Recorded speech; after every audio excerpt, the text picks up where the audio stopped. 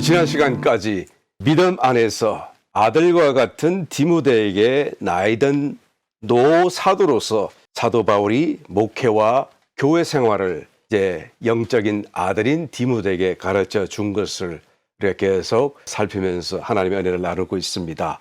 믿음의 선한 싸움을 싸우며 다른 복음, 특별히 잘못된 교훈과도 싸우고 복음과 신앙의 정체성을 수호해서 경건하도록 특별히 기도 생활 속에서 구원을 완성시켜 나가야 할 것을 권면하면서 오늘 또 특별히 본문에서는 이 일들을 위해서 교회 가운데 직분자들을 세우게 하시는 것을 보게 됩니다.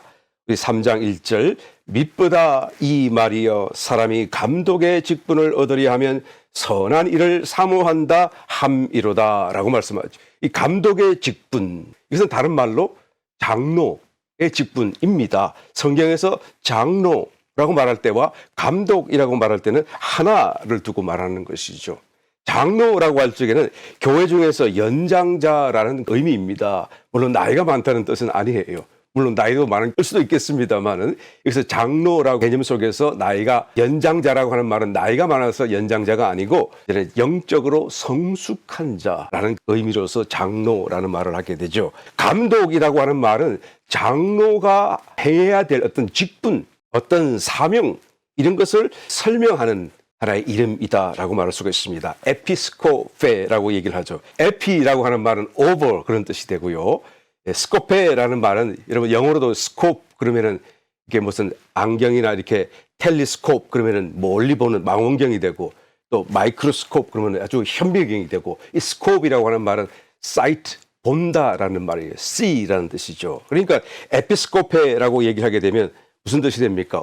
overseer 감독자라는 의미가 되죠. 두루두루 살핀다. 라는 의미가 이 감독이라는 말 속에 이미 담겨져 있는 것을 보게 됩니다. 교회 성도들을 감독하는 직분이죠. 이 감독이라는 말의 의미를 우리는 또한 부정적으로 생각하기가 쉬운데 그렇지 않습니다. 마치 근로 노동하는 공사장에서 감독이 소리치고 엉두르고 다스린다는 그런 개념이 언뜻 우리가 연상이 될 수가 있는데 그런 의미가 전혀 아니고 오히려 성도의 영적인 형편을 두루두루 잘 관찰하고 살펴서 그들에게 필요가 무엇이고 무엇이 또 어려움이고 그래서 그들을 좀 건강한 지체로 자라날 수 있도록 가르치고 권고하는 그런 직책이 바로 감독이라고 하는 이 단어 속에 포함된 의미인 거예요. 그래서 모든 각 교회를 이루는 그 지체들이 이제는 서로 잘 자라고 잘 서로 이렇게 연결되어져서 하나님이 정말로 거하실 수 있는 살아있는 하나님의 집 유기적인 하나의 공동체로서 교회가 건축되도록 만들어가는 이 일을 감당하는 하나의 직책이 감독이라는 의미예요. 교회에서 보게 되면 5달란트 받은 사람도 있고 2달란트 받은 사람도 있고 1달란트 받은 사람도 있는데 그런데 5달란트나 2달란트 받은 사람들은 각자가 자기 일을 자기가 잘 알아서 잘 해가요. 보면 주님의 비유 속에도 나타나듯이 그러나 1달란트 받은 사람은 그것이 별것이 아닌 걸로 생각해서 땅속에 묻어두고 심지어는 자기가 받은 달란트가 뭔지도 모른 채 자기의 신앙적인 삶을 다 살다가 주님 앞에 섰을 때 당황하고 꾸중을 받고 그런 사건이 벌어질 수 있음을 주님이 경고하신 것을 우리는 기억합니다. 그래서 5달란트나 2달란트 받은 사람들은 혼자 내버려둬도 잘하지만 1달란트 받은 사람은 자기의 달란트를 잘 발휘하지 못하기 때문에 장로, 감독자의 위치에 있는 장로가 그것을 바라보고 잘 살펴서 그들을 권면하고 격려하고 기도해주고 용기주고 그래서 그 1달란트를 잘 사용하도록 발휘할 수 있도록 그래서 자기도 건강하게 설 수 있도록 만들어주는 직책이 감독이라는 거예요. 교회 중에는 5달란트도 있지만 2달란트를 받은 사람도 있지만 그러나 1달란트 가진 사람이 훨씬 더 많아요. 그러니까 1달란트 받은 사람들이 건강하게 일어나도록 만들어가는 것이 너무 중요한 것이죠. 그래서 감독자가 이것을 사명으로 받아서 감당하게 되는 것을 말하는 것입니다. 이 감독이라는 단어를 영어로 하게 되면 비숍, 우리가 잘 아는 비숍이라는 단어로 이렇게 해석을 하기도 하는데요. 감독 혹은 주교라고도 우리 번역할 수가 있지요. 이것은 절대로 어떤 계급이 아닙니다. 장로 중에서도 더 높은 어떤 계급이 아니에요. 장로의 직분을 말하는 것이다라는 것을 우리는 꼭 알아야 됩니다. 사도였던 베드로도 베드로전서 5장 1절에 이런 말씀을 합니다. 너희 중 장로들에게 권하노니 나는 함께 장로된 자요. 그러니까 사도이시면서 장로라는 것을 분명히 말씀하고 있는 것이죠. 그러니까 장로이시면서 사도였다라는 것을 명백하게 여기서 말씀하는 거예요. 사도는 무엇입니까? 보내심을 받은 자, 그죠? 이게 보내심을 받은 자, 무슨 목적을 위해서 보내심을 받게 됩니까? 교회를 새롭게 건축하게 하기 위해서 하나님께서 특별히 세우신 것을 보게 됩니다. 다만 복음을 전도하는 전도자로서 세우심을 받았다는 개념이 아니라 이제 이 사도들이 섰을 때는 교회가 이제 막 새롭게 일어나고 시작하는 단계였었잖아요. 그러니까 무엇이 교회인지도 제대로 정의가 없었던 하나의 시점, 또 어떻게 교회 생활을 해 가야 될지도 모르는 시점이었던 거예요. 그럴 때에 영적인 분명한 지식을 알고 또 하나님의 뜻을 알고 그다음에 하나님 주신 어떤 권위를 가지고 이제는 교회를 세우고 교회를 시작하게 하고 교회 생활을 가르치고 또한 그것을 감독했던 하나의 직분으로서 사도라고 하는 직분이 있었던 것이죠. 지금은 여러분 2000년이 지났잖아요.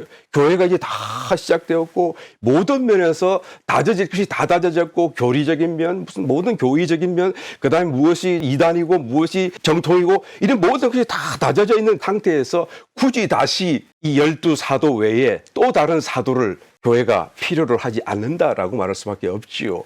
지금 시대는 더 이상 사도가 필요하지 않는 시대입니다. 오히려 필요하다고 한다면 장로가 더 필요하고 감독이 더 필요하고, 왜? 교회가 이제 서야 될 테니까, 주님이 곧 오실 테니까 말이죠. 다져가는 그 일이 더 필요한 시대라고 말할 수밖에 없습니다. 그런데 우리가 근간에 듣는 신사도 운동 이런 말씀을 듣잖아요. 이것은 무슨 운동을 하는지는 몰라도 그 제목만 봐도 벌써 이것이 잘못되었구나 하는 것을 알 수가 있죠. 이제 다시 사도가 무슨 일을 새롭게 시작할 필요가 있겠습니까? 모든 것이 다 열어졌고 모든 것이 다 다져졌고 모든 것이 다 준비되었고 이제는 교회로 거의 다 마지막 순간을 지금 치닫고 있는 이런 상황 속에서요. 오히려 더 감독해주고 더 위로해주고 그런 직분자들이 필요한 시대가 아니겠습니까?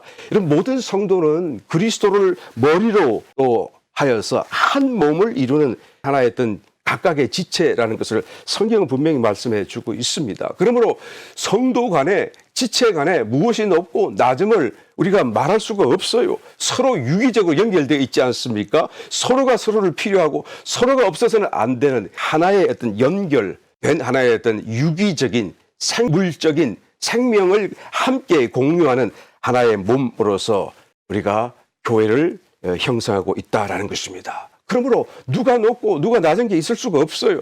또 세상에 누가 통치를 하고 통치를 받는 사회나 국가적인 시스템이 아니다라는 것을 분명히 알아야 되는 것이죠. 그러므로 교회 안에서 서로 각 지체를 누가 더 높은 자고 누가 더 낮은 자고 누가 더 위에 있는지를 자꾸 나누려고 하는 것은 하나의 몸을 생명체, 하나의 유기적인 한 몸을 이루는 이 생명체를 쪼개어서 자꾸 분리하려고 하는 것과 똑같다라는 것이죠. 이 일은 절대로 교회에서는 안 돼요. 예수님께서 머리가 되시고 모든 각 지체가 주님께로부터 생명을 공급받고 서로가 서로를 연결하여 협력하고 돕고 격려하고 기도 속에서 영 안에서 이제는 정말로 주님을 더 나타내고 증거하고 간증하는 삶을 살아야 마땅하다라는 것이죠. 그런데 감독이 또 주교가 장로보다 더 높은 직책이다. 성경은 같은 것을 말하고 있는데 장로도 감독도 다 같은 것인데 그런데 이 세상에는 오히려 감독이나 주교는 장로, 일반적인 장로보다 더 높은 직책이라고 생각하는 교회나 교단들이 있는 것을 보게 되죠. 이것을 교회 역사를 통해서 한번 거슬러 올라가서 보게 되면 2세기에 이그나시우스라고 하는 그 초대 교부가 있었죠. 정말 훌륭한 사람이에요. 그런데 한 가지를 잘못 가르친 것이 있습니다. 그가 이 장로 가운데 감독 자리를 더 높여버렸어요. 그 이유는 당시에 로마 제국의 그 통치, 그 제도가 너무나 뛰어나지 않았어요? 그러니까 전 세계를 아우르는 뛰어난 어떤 제도, 통치 체계, 그것이 로마 제국이었는데 그 로마 제국의 통치 제도를 교회로 가져 들으려고 했던 것이죠. 왜요? 교회도 체계가 잘 서 있어서 일어나는 신흥 이단들, 잘못된 교훈들, 그리고 연약한 교회를 바로 붙들고 세우기 위해서는 이렇게 뭔가 잘 정비된 체계가 필요하겠다라는 생각을 했던 것 같아요. 그래서 자신이 감독이었는데 안디옥 교회의 당시의 초대교회 자신을 장로들 위에 더 높이고 그리고 모든 이제 명령 체계를 만들어가는 잘못된 가르침을 주게 되었다라는 것이죠. 그래서 교회가 이후로부터 결국 제도가 생기기 시작했어요. 교회를 위한 충정에서 나온 것이라고 할지라도 이것은 큰 실수가 아닐 수가 없습니다. 왜요? 교회는 여러분 우리가 하는 것이 아니잖아요. 그리스도가 머리시잖아요. 그리스도가 왕이시라는 이 사실을 간과해서는 안 되잖아요. 사람이 앞서서 열심히 앞서서 충성이 앞서서 사람의 힘으로 제도적으로 조직적으로 뭔가 교회를 만들고 붙들고 세우려고 해서는 안 돼요. 더 기도해야 되겠죠. 더 영으로 더 그리스도가 더 주목받고 그리스도가 나타날 수 있도록 해야 될 것 아니겠습니까? 사사시대 이후에 이스라엘 백성들이 왕을 달라고 사무엘 마지막 사사에게 간구하죠. 왜 왕이 필요했었던 것이죠? 이스라엘의 왕은 하나님이 계시잖아요. 그런데 왜 왕을 달라고 그들이 요청을 했죠? 하나님이 몹시 마음이 상했었어요. 그러나 그들의 요청대로 하나님께서는 왕을 주셨습니다. 그 결과가 어떻게 됐나요? 결국 열왕기 시대를 다 지나가면서 철저하게 타락하고 멸망당하여서 디아스포라, 바벨론 유수로 다 떨어지고 완전히 나라와 민족이 흔적조차 사라질 정도의 위기에 봉착하게 된 것을 성경이 잘 말씀해 주고 있습니다. 여러분, 하나님을 중심으로 하나님을 왕으로 그리스도가 내 마음에 우리 교회의 머리 되신 것을 우리가 잊어버리는 그 순간, 그래서 인간적인 조직과 어떤 제도를 더 신뢰하고 그래서 그것을 붙들고 더 체계적으로 더 조직적으로 뭐 더 이렇게 하려고 하다가 보면 결국 영을 떠나게 되고 결과적으로 오히려 복음의 진정한 그 영적 진리가 이런 것들로 인해서 가려지게 되고 크게 훼손될 수밖에 없다라는 것입니다. 여러분, 그리스도가 우리의 왕이시죠. 그리스도가 교회를 다스리시도록 해야 되는 것입니다. 그리스도가 나타나시도록 해야 되고요. 우리는 전부 다 그리스도의 말씀을 들어야 되고 집중해야 되고, 그래서 사도행전에 보게 되면 성령과 우리는 다음과 같이 하기를 결단했다. 성령과 우리는 이것을 하기로 결정했다라는 말씀이 자꾸 나오잖아요. 그렇죠? 성령과 우리 교회, 성령과 교회가 하나였고 늘 성령의 소리에 귀를 기울이면서 교회가 무엇인가를 결정할 때 만장일치로 마음을 모두었고 하나님의 뜻을, 하나님의 소리를 들을 수 있었다라는 것을 성경이 말씀해 주고 있습니다. 그래서 그리스도가 주목되지 않고 그리스도의 다스림이 없다고 한다면 여러분, 그래서 사람의 조직으로 또 사람의 어떤 꾀로 우리가 자꾸 나아가게 된다고 한다면 결국은 이 복음도 변절되고 신앙도 타락하게 될 수밖에 없다라는 것을 말합니다. 이후에 곧 탄압받던 그 초대 교회들이 이제는 로마 국가의 공인, 국가 종교로서 공인을 받게 되었을 때 잘 된 것 같고 정말로 복음이 전 세계로 떠져가는 더 축하받을 일이 된 것 같지만 사실은 그때로부터 이 신앙과 교회가 복음의 그 순수성이 급속도로 변질되고 타락한 것을 기독교 역사는 말씀해 주고 있습니다. 이후 초대 교회였던 가톨릭은 어떻게 합니까? 일반 사제, 그 다음에 지금의 목사 같은 하나의 직책이라고 할 수 있겠죠. 그 위에 주교, 그 위에 대주교, 그 위에 또한 추기경, 그 꼭대기에 교황이라고 하는 이런 성직자 계급을 만들어 낸 것을 보게 되죠. 절대로 있어서는 안 될 일이에요. 전부 다 형제고 자매고 그리고 다 하나의 지체로서 주님만이 주목받고 주님만이 높이지는 교회가 되어야 되는데요. 그런데 사람의 제도로 탈바꿈하면서 이런 성직자 계급이 생겨나게 되고 결국 이 계급과 제도를 통해서 가톨릭, 결국 우리 교회잖아요. 초기 교회잖아요. 이때는 가톨릭 외에는 다른 교회가 없었으니까 말이에요. 그러니까 초기 교회의 역사를 통해서 보게 되면 얼마나 그것이 타락했는지 여기서 자세히 언급하지 않아도 여러분 잘 알고 계시리라고 믿습니다. 그래서 가톨릭에서 분리되고 나누어지고 그래서 그리스 정교회라고 하는 것이 또 생겨나고 또 거기서 또 나누어져서 성공회라고 영국 성공회가 생겨나고 또 거기서 다시 그것을 반대한다고 그래서 개신교, 신앙 종교개혁인 마틴 루트를 통하여서 일어났던 루트파, 루트교가 일어났습니다마는 여전히 여기서도 형식과 성직자 계급 같은 잔재가 남아있음을 볼 수 있습니다. 오늘날 우리 개신교회는 어떻습니까? 우리는 이게 외형적인 계급 제도는 없을 거라고 생각합니다만은, 없어 보이긴 합니다만은, 그래서 우리가 만인 제사장이라는 것을 가르치잖아요. 모든 성도가 제사장이다. 모든 거듭난 주의 백성들이 다 함께 제사장이다. 하나님이 그것을 원하시고 성경이 그것을 말씀하고 있는데, 그래서 만인 제사장이라는 이 성경 진리를 가르치면서도 사실은 목사와 평신도를 또 이렇게 나누어서 계급으로 이해하는 그런 무의식적인 어떤 잔재가 오늘날 개신교회, 저와 여러분의 교회, 우리가 만나는 교회 속에도 남아있는 것을 우리가 안타깝지만 말하지 않을 수가 없습니다. 여러분, 오늘날의 목사를 성경과 비교해 본다고 한다면 성경에서 말하는 장로와 비교할 수 있겠죠. 감독이라고 할 수 있겠죠. 오늘날 우리 교회 가운데 있는 장로 직분을 성경에서 비교해 본다고 한다면 성경에서는 집사의 직분과 비교해 볼 수가 있을 것입니다. 그리고 오늘날의 집사는 성경에서 말하는 견섭 집사, 우리 본문 말씀 10절에도 나왔었지, 그를 시험해 보고 그가 아무 책망할 것이 없거든 그때에 집사직을 맡게 하라 하는 말씀처럼 말이죠. 견습 기간을 두라라는 말씀이 나오잖아요. 그래서 이렇게 우리가 비교할 수 있겠습니다만은, 성경에서 말하는 장로는 오늘날 말로 하게 되면 교회를 담당하여서 담임하여서 교회를 감독자로서 영적인 형편을 살피고 기도하고 또 일깨우고 가르치고 하는 그런 직분자의 어떤 위치를 말해주고 있다라고 말할 수가 있을 것입니다. 그런데 오늘날 실제적으로 우리 교회 가운데 생각은 장로, 집사는 다 평신도이고 목사는 성직자라고 생각을 하잖아요. 물론 존경하려고 하는 그런 의도가 있습니다만, 그러나 이 어떤 개념을 우리가 좀 더 정확하게 이해하지 않으면 안 됩니다. 이것을 구별해서는 안 돼요. 성도와 평신도가 있고 또 성직자가 있어서 다르다라고 말을 해서는 안 돼요. 나누어서는 안 됩니다. 아까 지금 쭉 말씀드렸던 것 같이 하나의 몸이잖아요.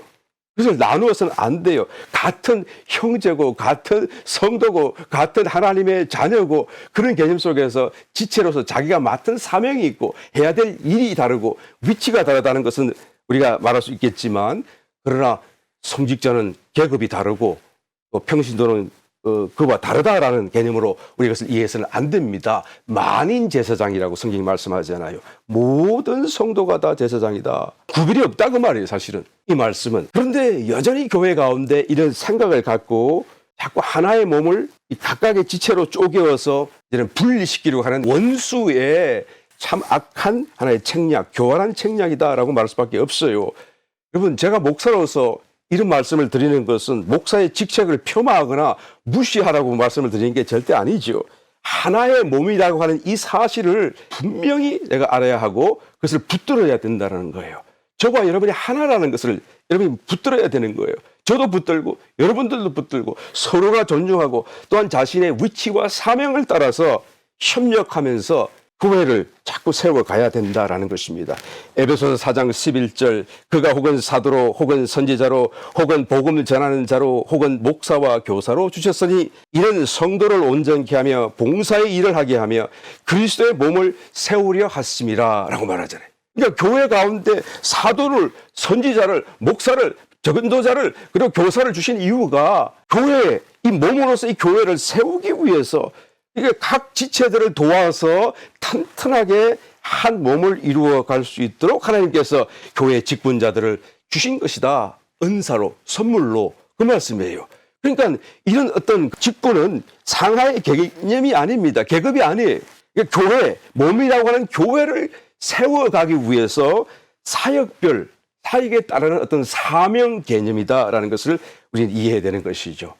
여러분, 담임 목사는 여러분들을 교회로 더 잘 세우기 위해서 기도와 말씀으로 가르치는 자죠. 그러나 실상 우리가 안에 있는 실제적인 그런 모습은 생명을 따라보게 되면 같은 하나의 지체인 것입니다. 같은 형제인 것이죠. 여러분, 이 말씀을 잘 이해하시리라고 믿습니다. 그러므로 각자가 제사장으로서 하나님께서는 기대하시고 또한 합당하게 서서 모든 성도가 자기의 소임을 하나님 앞에서 잘 감당하기를 하나님이 원하시는데, 그런데 일반적으로 성도들이 그것을 하지 못하기 때문에 안 서니까, 왜 안 서는지 모르겠습니다만, 그러니까 목사를 그 가운데 세워서 다른 성도들을 도와주도록 하게 한 것이다 라는 것을 우리는 알아야 되는 것입니다. 그러므로 담임 목사라고 하는 사람은 성도들의 원수도 아니고 견제해야 될 대상도 아니에요. 어떤 사람은 그러대요. 나는 교회의 야당입니다. 그러대요. 교회의 야당이래, 야당. 이게 바른 말 하는 사람이라 그 말이죠. 반대하는 말을 하는 사람이 있어야 교회가 엉뚱한 데로 가지 않고 똑바르게 갈 수 있지 않느냐. 그래서 나는 교회에 쓴소리 하는 야당입니다 하는 사람이 있어요. 여러분, 교회에 야당, 여당 없습니다. 그건 세상 정치나 하는 얘기고, 교회는 야당, 여당 없어요. 당이 없습니다. 한 몸이에요. 그리스도를 들어야 되고, 그리스도의 말씀을 따라가야 되고, 순종해야 될 일만 있을 뿐이죠. 교회에서 야당이라고 하는 것은 그것은 사단이죠. 우리는 이 사실을 분명히 깨달아야 되는 것입니다. 교회는 어느 한 사람의 것도 아닙니다. 어떤 사람은 저 교회 누구 목사의 교회라고, 목사 교회라고 얘기를 하기도 합니다만은, 여러분, 이 말씀은 크게 잘못된 것입니다. 목사의 것이 아닙니다. 그렇다고 성도 어떤 개인의 것도 아니에요.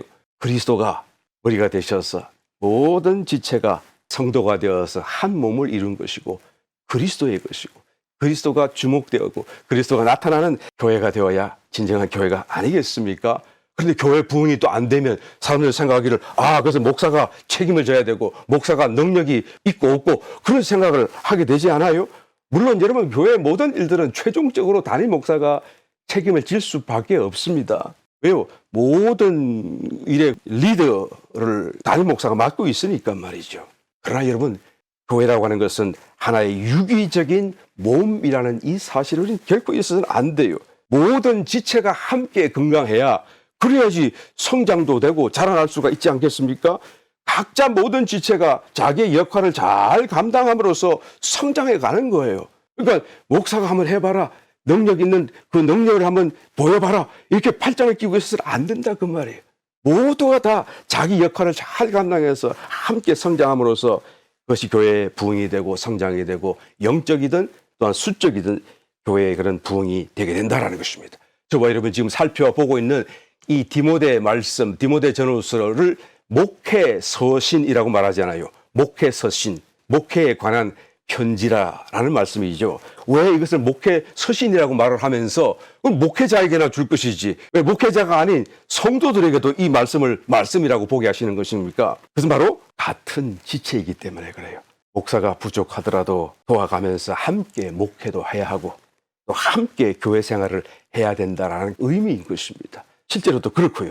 그러니까 함께 뭔가를 해야 돼요. 자기가 할 일을 해야 되는 것입니다. 자기가 맡은 일을 감당해야 되는 것입니다. 교회에 5달란트 받은 사람, 2달란트 받은 사람, 1달란트 받은 사람, 각자의 자기의 받은 그 은사와 능력을 발휘해야 된다라는 것이죠. 그래서 교회가 같이 서가는 것입니다. 여러분, D.L. 무디라고 이 미국이 자랑하는 세계적인 복음 전도자가 있지 않습니까?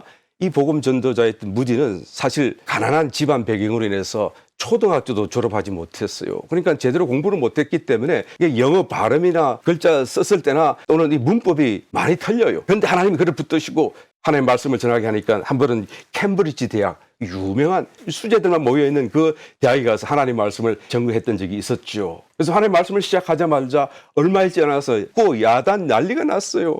학생들이 말이죠, 기고만장한 자부심이 가득한 학생들이 들으니까 자기들한테 가르치려고 온 사람이 문법도 틀리고 발음도 틀리고 글도 틀리고, 그러니까 비웃듯이 난리가 난 것입니다. 그런데 그것을 듣고도 보고도 무디 목사님이 끝까지 전할 말씀을 다 전하고 나니까 그 말씀이 끝난 뒤에 어느 한 학생이 찾아와서는 목사님이 설교하신 것 중에 틀린 문장, 문법 다 제가 적었습니다 하고 그걸 가져왔다는 거예요. 그러니까 더 아마 모욕감을 주려고 그랬던 것 같아요. 그런데 그것을 받아든 무디 목사님이 가만히 보더니 하시는 말씀이, 내가 문법이 틀린다는 것은 나도 잘 알고 있습니다. 나도 그것을 부끄럽게 생각합니다. 그러나 나는 내가 알고 있는 문법을 가지고, 문법 지식을 가지고 모두 다 하나님의 영광을 위해서 사용하고 있습니다. 지금 학생같이 문법을 틀리지도 않고 잘 아는 그 문법 지식을 가지고 하나님의 영광을 위하여 얼마나 사용하고 있습니까? 라고 묻는 거예요. 이 학생이 충격을 받았습니다. 그 말을 듣고 그 다음날 학생회장과 더불어서 다시 찾아왔어요. 그리고는 예수 믿겠습니다. 그리고 그냥 기도받고 그리고는 회개하고, 그때로부터 여러분 이 캠브리지 대학의 대회개 각성의 역사가 일어났다는 것을 여러분 간증하는 것을 들어본 적이 있습니다. 정말 놀라운 사건 아니겠습니까? 자기에 맡은 일을 해야 돼요. 자기에게 있는 것을 가지고 하나님을 또한 우리는 섬겨가야 되는 것입니다. 우리 1절 말씀 다시 봉독해 봅니다. 밑보다 이 말이여 사람이 감독의 직분을 얻으려 하면 선한 일을 사모한다 하미로다. 밑보다 이 말씀은 믿을만하다 그 말이고요. 사람이 장로, 목사가 되려고 한다고 한다면 그것은 선한 일을 사모한다라고 하는데 정말 그렇습니다라고 말하는 거예요. 정말 이것은 선한 일입니다. 2절 그러므로 감독은 책망할 것이 없으며 한 아내의 남편이 되며 절제하며 근신하며 아담하며 나그네를 대접하며 가르치기를 잘하며 하나님 앞에서 책망할 것이 없다는 말씀이 아니고 사람들 앞에서 그렇다. 그렇게 해야 된다라는 것을 말하는 거예요. 누가 감히 하나님 앞에 책망할 것이 없는 사람이 있겠습니까? 사람들 앞에서 그러하다는 말씀이에요. 3절 술을 즐기지 아니하며 구타하지 아니하며 오직 관용하며 다투지 아니하며 돈을 사랑치 아니하며 자기 집을 잘 다스려 자녀들로 모든 단정함으로 복종케 하는 자라야 할지며 사람이 자기 집을 다스릴 줄 알지 못하면 어찌 하나님의 교회를 돌아보리요. 그렇겠죠? 6절 새로 입교한 자도 말지니 교만하여져서 마귀를 정죄하는 그 정죄에 빠질까 하미요. 그렇죠? 하나님의 나라는 겸손하여서 서로를 섬기는 것이고 또 겸손하여 섬기는 그 자가 높은 자인데 만일 교만해서 남을 억누르고 다스리려고 한다고 한다면 그것은 처음부터 하나님의 나라가 될 수가 없는 것이죠. 하나님의 나라가 설 수도 없는 것입니다.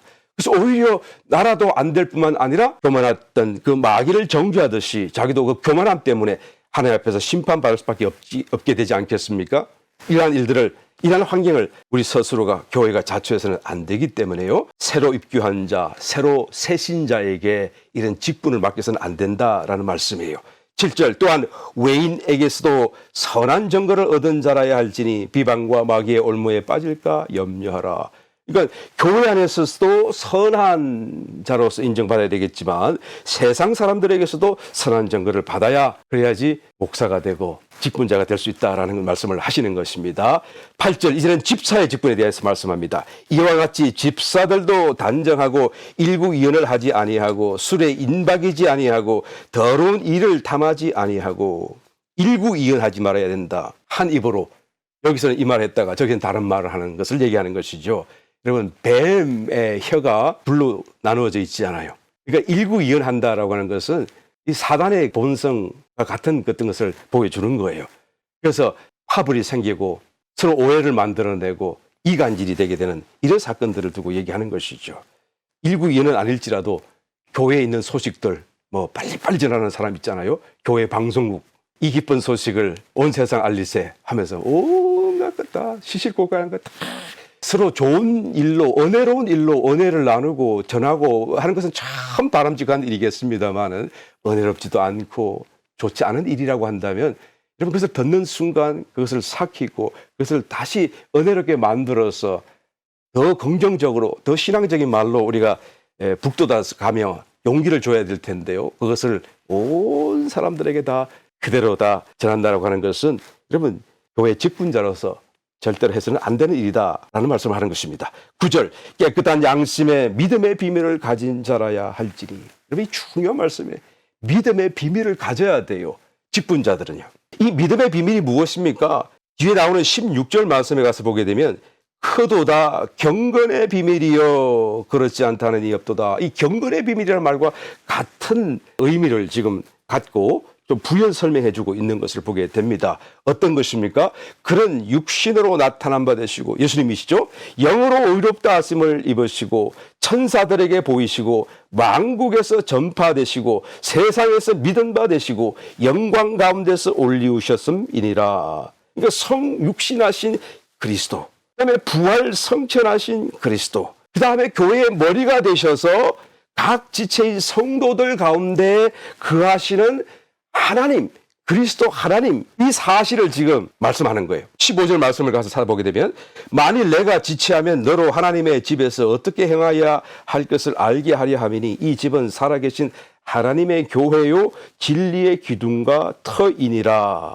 이런 과정을 통해서 교회는 마침내 하나님이 거하시는 거룩한 하나의 어떤 처소. 그런데 온 지상과 온 우주 가운데 이런 곳이 없어요. 교회 같은 곳이 없어요. 하나님의 처소가 되어 있는 곳이 없어요. 그래서 유일하게 이 진리, 이 사실을 증거하는 것이 교회라는 거예요. 그래서 기둥이 되었고 터가 되었다라는 것을 말하는 것이고, 기둥과 터가 되어서 이 세상과 우주 가운데에서 하나님의 집, 하나님이 이 가운데 계심을, 또 하나님이 하나님이신 것을 증거하는 그 간정, 빛이 되었다라는 것을 말씀하는 것입니다. 그런데 이 사실이 저와 여러분에게는 너무나 당연하게 들려지는데, 근데 믿지 않는 세상 사람들에게는 비밀이에요. 그들이 귀를 들어도 이해가 안 돼요. 또 빠져나가버려요. 그러니까 비밀이에요, 비밀. 이것이 가려져 있는 것이죠. 그러니까 그들이 들어도 알지 못하고 봐도 깨닫지 못하도록 이 비밀이 되어 있는 것입니다. 그러므로 믿음의 비밀, 경건의 비밀, 이런 말로 표현하고 있는 것을 보게 되죠. 그러나 저와 여러분, 또 특별히 교회 직분자들에게는 이것은 비밀이 아니라 믿음이고요, 사실이고요, 또 특별히 이 직분자들에게는 이 사실이 정말로 이것은 하나님의 성전이다, 하나님이 계시는 곳이다 라는 극도의 경외심으로서 하나님의 몸된 교회를 섬기게 하게 하는 동력, 동기가 되는 것을 우리가 체험 가운데 고백하지 않을 수 없을 것입니다. 여러분, 유럽 여행을 해보신 분들은 왕궁이라는 곳을 아마 가보신 적이 있을 것입니다. 영국 같은 경우에, 런던 같은 경우에 그 왕궁은 지금도 그대로 있지 않아요? 또 왕은 그 안에 살고 있지 않아요?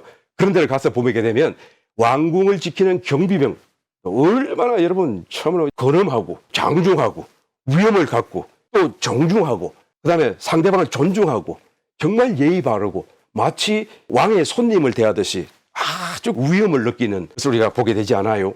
왜 그런가요? 왕을 모시는 사람이고 왕이 사는 집을 지키는 사람이다. 그의 직책이 아무리 낮을지라도, 그와 같이 낮은 사람일지라도 위엄과 권위와 당당함과 그 다음에 어떤 그 예절 발음, 이런 것을 갖고 있는 것을 보게 되는 것이죠. 교회, 하나님의 성전이잖아요. 하나님이 계신 곳이잖아요. 하나님의 집을 섬기는 직분자라고 한다면 여러분 얼마나 더 해야 되겠어요. 그러니까 교회 가운데 오셔서 뭐 화장실 청소를 한다고 할지라도 그것은 그냥 화장실이 아니잖아요. 하나님이 거하시는 성소로서, 성도들이 모여서 하나님을 예배하는 장소로서의 또는 성전, 그죠? 그런 장소로서의 어떤 경외심, 일반적인 장소와는 차원이 다르다는 그런 거룩한 두려움, 또 존경, 사랑, 감동, 이런 것을 갖고 화장실 청소를 해도 우리는 달라야 마땅할 것입니다.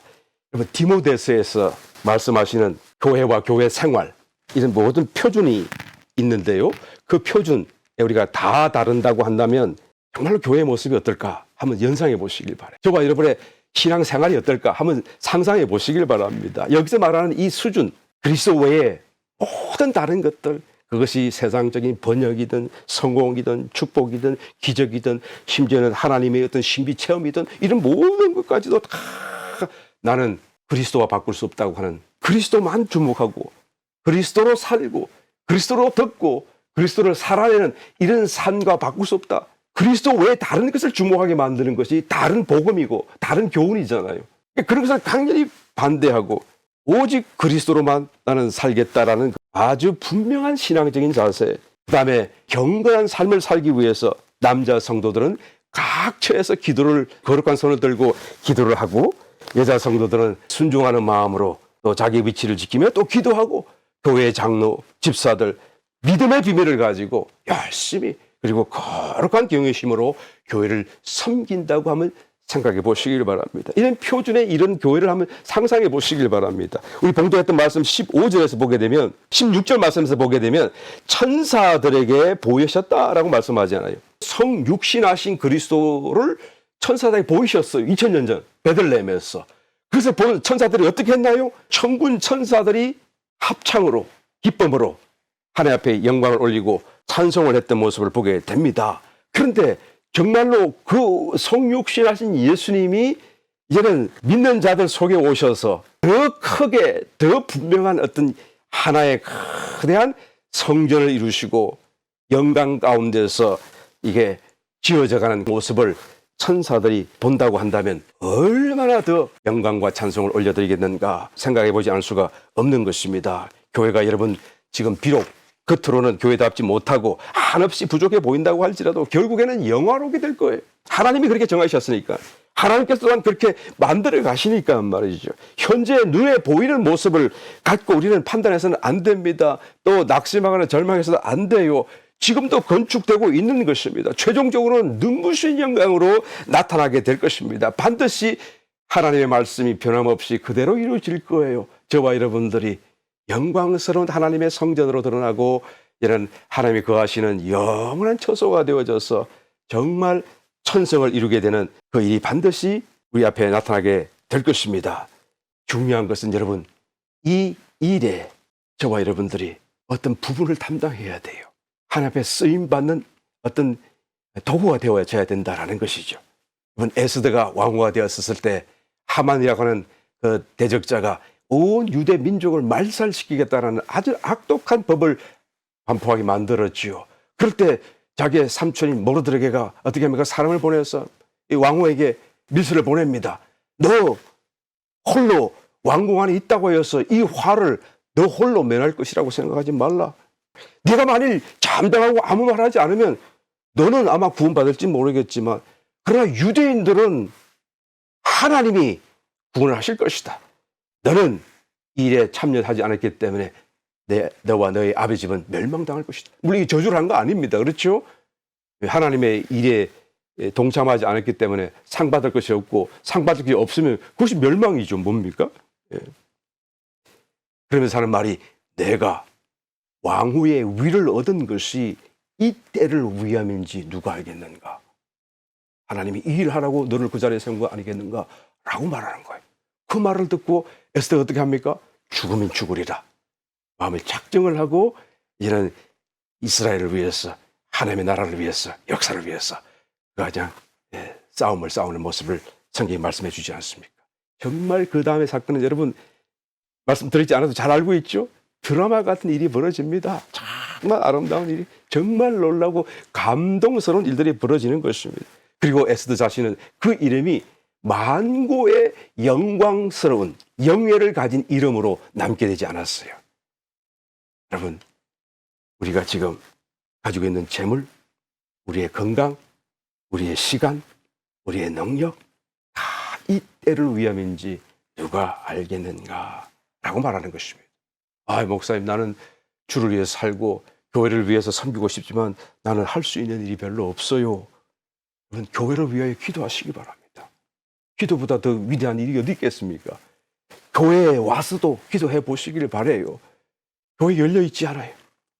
교회 와서 또 청소도 좀 하고 주일날 오시게 되면 늦게 와서 손님처럼 앉았다가 손님처럼 가려고 하지 말고 예배를 마치게 되면 쏜살같이 가려고 하지 말고 일일이 다 만나서 인사도 하고 그리스도 이름으로 축복도 하고 그리고 또 뭐 청소할 때라도 없나 한번 살려보시기도 하고 내가 무엇을 좀 하면 좋을까? 무엇으로 하나님을 섬길까? 여러분 고민하시기를 바라요. 그래도 못 찾겠거든 저한테 말씀하세요. 목사님, 나 좀 사용해 주세요. 나 좀 써주세요. 내가 할 일이 좀 뭐가 있겠습니까? 라고 저한테 말씀해 주시기 바랍니다. 여러분, 하나님의 교회는 정말로 영광스러운 교회입니다. 우리의 눈으로 보이는 것이 다가 아니고요. 또 우리가 생각하는 것들이 진정한 영광이 아닐 수도 있어요. 그러나 우리의 생각 그 이상으로 정말 영광스러운 모습으로 반드시 드러날 때가 있는데 그때 저와 여러분들이 함께 주님을 또한 섬기고 함께 이 길을 가서 주님 앞에 서는 그날에 여러분 상 받는 일에서 우리가 빠지지 않도록 해야 될 줄 믿습니다. 이제 곧 오실 리가 곧 오실 텐데요. 얼마 남지 않은 이때 우리가 온 마음과 뜻과 힘과 우리 가진 모든 것을 다 들여서 하나님을 섬기고 주님 오시는 그날에 잘했다 칭찬받는 저와 여러분 모두가 되시기를 예수 이름으로 축원합니다.